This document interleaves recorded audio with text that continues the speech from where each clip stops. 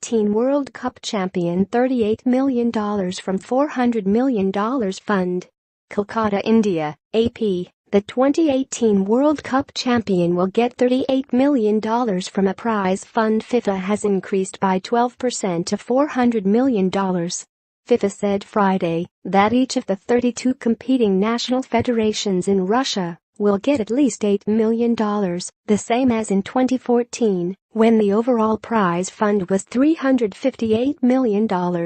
3 years ago, World Cup champion Germany received $35 million and runner-up Argentina got $25 million. Next year, the runner-up will also get a $3 million increase to $28 million.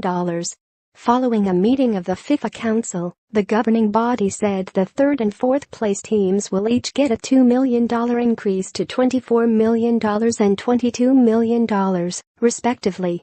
The quarterfinalists will each get $16 million, also a $2 million increase, and teams eliminated in the last 16 get a $3 million increase to $12 million.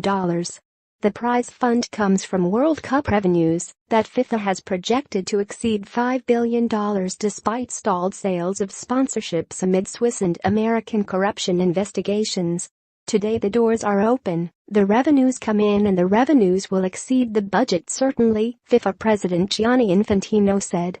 FIFA also moved to unblock a $100 million fund from 2014 World Cup tournament revenues for host Brazil, which has been frozen in fallout from corruption investigations. FIFA promised the money in 2014 for women's and grassroots football, healthcare and social programs for underprivileged communities in Brazil. The fund was agreed to with Brazilian soccer leaders José Maria Marin and Marco Polo Del Nero, who have both been indicted by the U.S. Department of Justice in a sprawling bribery and racketeering case. Marin's trial begins in Brooklyn federal court next month, and Del Nero has remained in Brazil to evade arrest, while still president of the national soccer body.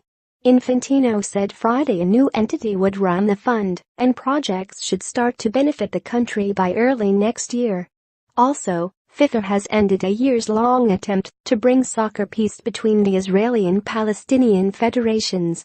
The talks, begun by Infantino predecessor Sepp Blatter, tried to resolve the issue of teams from Israeli settlements on disputed land playing in Israeli competitions, an apparent breach of FIFA statutes.